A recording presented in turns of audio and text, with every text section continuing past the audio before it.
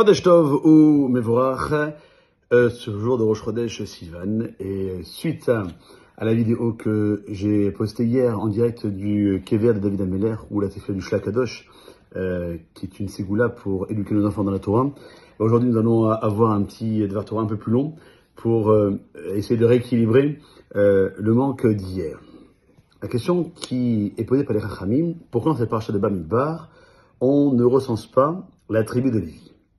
Le Talmud, dans sa Baba Batra, page 121, Moud Aleph, explique que la légion du roi mérite d'être recensée à part.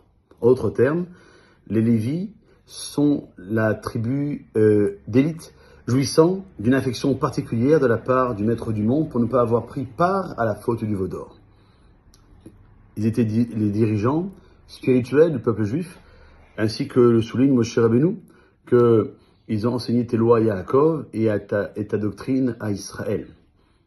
Le Ramban rapportera que la tribu de Lévi a été distinguée des autres pour servir Hachem et enseigner à la multitude ses voies rectilignes et ses lois justes. Comme c'est marqué, ils enseignent tes lois à Yaakov. C'est la raison pour laquelle ils ont été écartés de la vision de la vie séculière. Ils ne participent pas aux guerres comme le reste du peuple. Ils n'ont pas de patrimoine en terre sainte. Ils ne disposent pas librement de leur corps. Ils représentent la légion du maître du monde.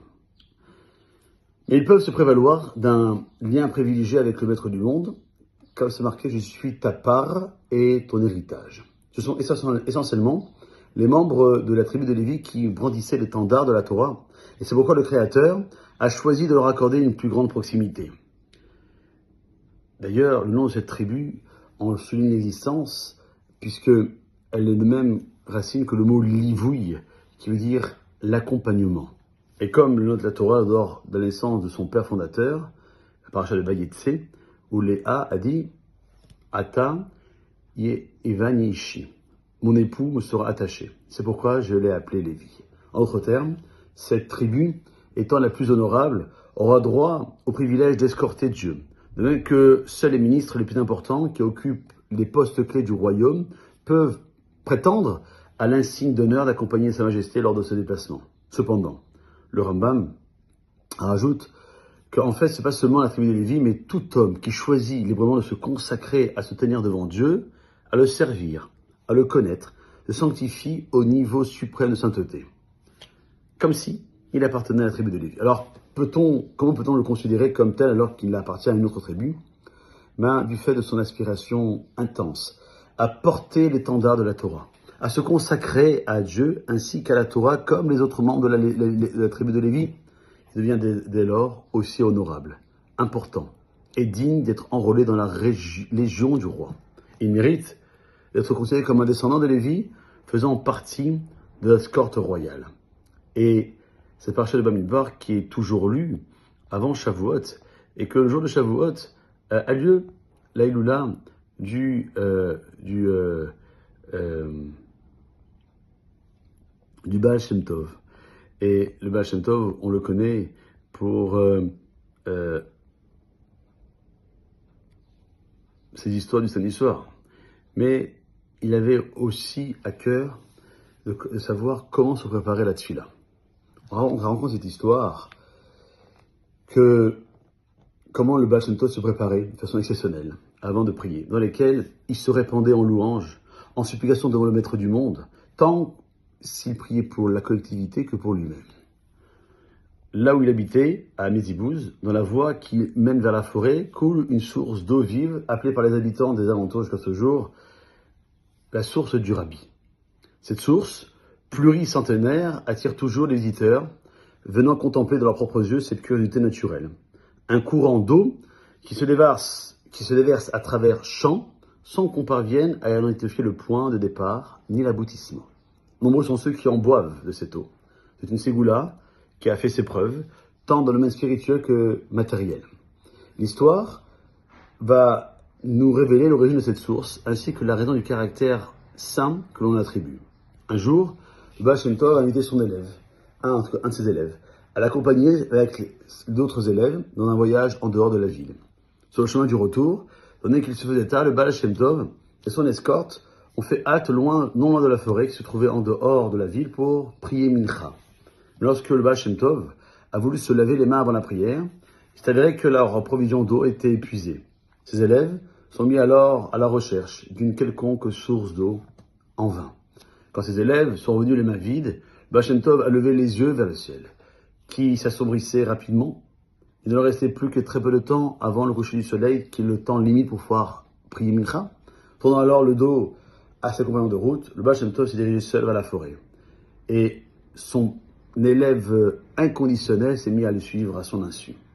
Dans la semi-pénombre qui régnait entre les arbres, le Baal Shem Tov a déposé son bâton contre l'un des arbres et s'est jeté aussitôt, soudainement que violemment, à terre. L'élève a sursauté. Il n'avait encore jamais été témoin d'une telle scène. Et soudain, ses oreilles ont perçu des gémissements à fendre le cœur. C'était la voix du Baal Shem Tov qui criait « Ribono shel olam, maître du monde, je te demande, je t'en supplie devant ton trône de gloire, je t'en prie, dans ta miséricorde infinie, fais-nous trouver de l'eau pour que nous puissions nous laver les mains avant la prière de Mincha, sinon je préfère mourir.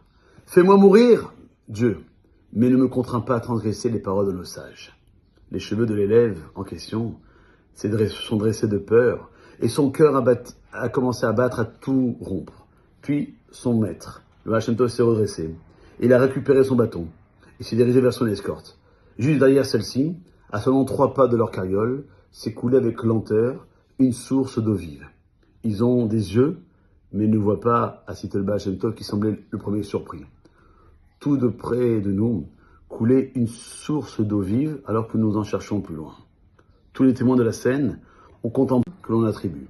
Un jour, le Baal Shem Tov a invité son élève, un de ses élèves, à l'accompagner avec d'autres élèves dans un voyage en dehors de la ville. Sur le chemin du retour, donné qu'il se faisait tard, le Baal Shem Tov et son escorte ont fait halte non loin de la forêt qui se trouvait en dehors de la ville pour prier Mincha. Lorsque le Baal Shem Tov a voulu se laver les mains avant la prière, il s'est avéré que leur provision d'eau était épuisée. Ses élèves sont mis alors à la recherche d'une quelconque source d'eau en vain. Quand ses élèves sont revenus les mains vides, le Baal Shem Tov a levé les yeux vers le ciel, qui s'assombrissait rapidement. Il ne leur restait plus que très peu de temps avant le coucher du soleil, qui est le temps limite pour pouvoir prier Mincha. Tournant alors le dos à ses compagnons de route, le Baal Shem Tov s'est dirigé seul vers la forêt. Et son élève inconditionnel s'est mis à le suivre à son insu.